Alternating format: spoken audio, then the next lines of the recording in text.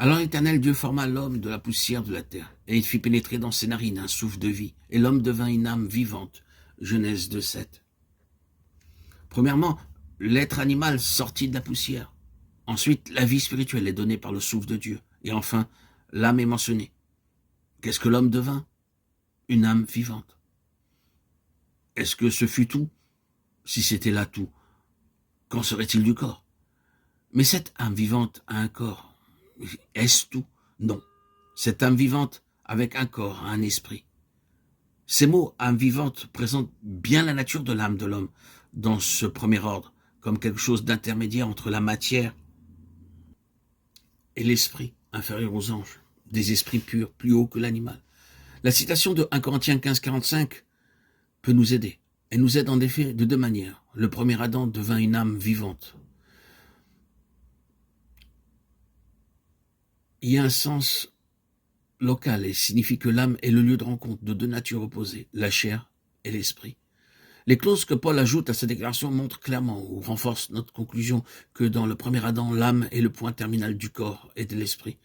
Cette déclaration nous aide ensuite en nous montrant que dans le dernier Adam, c'est l'esprit qui en est le point terminal ou le facteur dominant.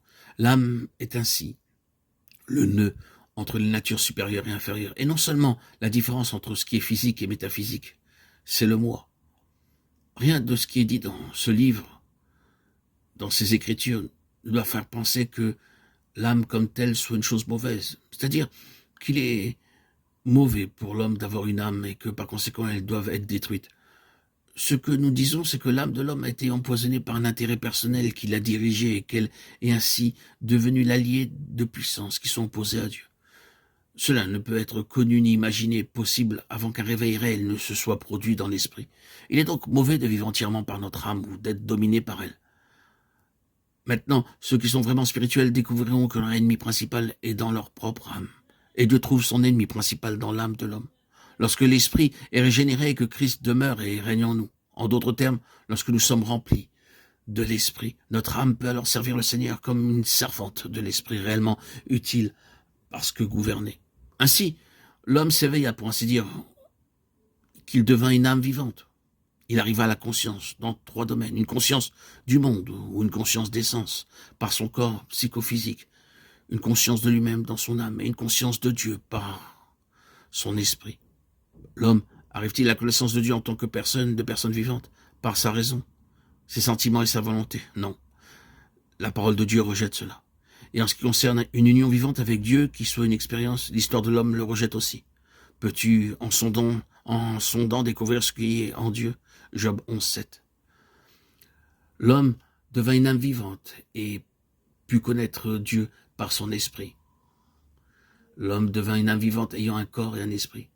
Lorsque il s'affirma lui-même le moi en faveur du corps et non pas de l'esprit, il devint une âme pécheresse. C'est ce qu'il est et non simplement ce qui est en lui. Par l'esprit, il revient à Dieu. Son ego se terre. Lorsque l'apôtre Paul parle dans Galates 2:20 que son homme naturel a été crucifié avec Christ, j'ai été crucifié avec Christ, il parle de son vieil homme, l'homme charnel. Si je vis, si mon moi n'a pas été anéanti, ce n'est plus moi qui vis, c'est Christ en moi. Et cette vie que je vis encore dans ma chair, je la vis dans la foi au Fils de Dieu qui m'a aimé et qui s'est livré lui-même pour moi, à la place de moi. C'est ce que Christ avait en vue lorsqu'il a exprimé cette vérité alors non encore développée. Quiconque ne porte pas sa croix, ne me suit pas, ne peut être mon disciple. Luc 14:27. Lorsque l'esprit est régénéré, que Christ demeure et règne en nous, en d'autres termes, lorsque nous sommes remplis de l'esprit, alors nous servons le Seigneur. Nous sommes au service de Dieu.